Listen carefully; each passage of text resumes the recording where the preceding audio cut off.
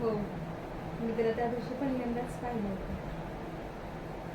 त्याला पाहता क्षणी त्याच्या प्रेमात पण पडले. मला समजलंच नाही काय होतं. कधी कधी कसं असतं ना, कोणी अचानक आपल्या हृदयावरती टाक टाक करून जाताना आपली छाप सोडून जातं, ते समजतच नाही आपल्याला. आणि आम्ही जेव्हा दुसऱ्यांदा भेटलं तेव्हा त्याने मला घरी चहा प्यायला बोलवलं आणि मी गेले पण. त्याने चहाला ठेवला आणि आम्ही गप्पा मारत बसलो. ते आम्हाला कळालंच नाही चहा कधी होतो गेला. आम्ही तेवढं हसायला लागलो, एवढं हसायला लागलो की बस. त्याने परत चहाला ठेवला. त्याच्यानंतरच मी एक कॉल रिसीव्ह नाही केला रात्री त्याचा, तरी मम्मी पप्पा होते म्हणून. तो माझ्यासोबत एवढा म्हणला की बास. मीही नाही शांत बसले, मलाही राग आला. का तो मित्रांमध्ये असतो त्यावेळेस फोन नाही रिसीव्ह करत, त्यावेळेस मी असं चिडते का? मग त्या वाचिकाच्या क्षणात आम्ही एकमेकांवरती एवढे शब्दाचे बाण सोडले की बास.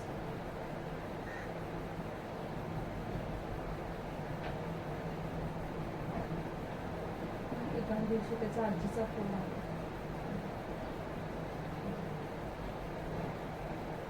की त्याचे आजोबा नाही राहिले. मी स्वतःला थांबवूच नाही शकले. मी तातडीने त्यांच्या घरी गेले आणि त्याला रडताना पाहून माझे अश्रूच थांबत नव्हते. माझं हृदय एवढं तडतड झालं, त्याला मी रडताना होऊच शकत नव्हतं. मी परत बोलायला लागले, त्याला समजून सांगितलं.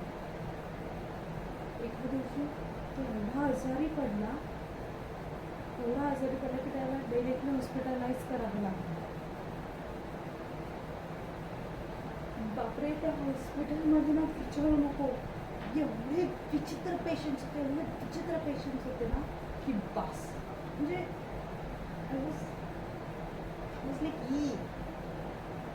मला ना आतमध्ये एंट्री करायची सुद्धा भीती वाटत होती.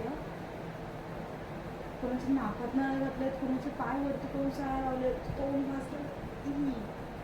मला एवढी भीती वाटत होते ना, पण मला जावंच लागलं.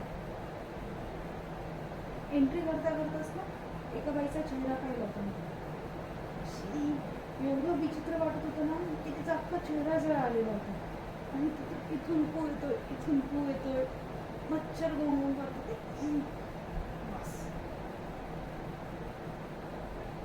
पण मी हिंमत हारली नाही. मी हिंमत दाखवली आणि तशीच आतमध्ये गेले आणि रोज तेच करत होते. आणि नेक्स्ट 15 दिवसामध्येच डॉक्टरांचा रिझल्ट आला की त्याने खूप लवकर रिकव्हरी केली.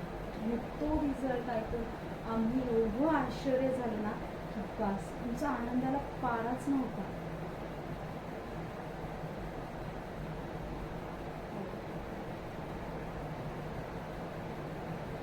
आणि आम्ही पुन्हा एकत्र राहायला लागलो. हे पण सांगितलं की नात्यात टिकवायचं असेल ना तर एकाने माघार घ्यावीच लागते. तो बोला की मी शांत बसते, मी बोलायला लागला की तो शांत बसते. थँक्यू.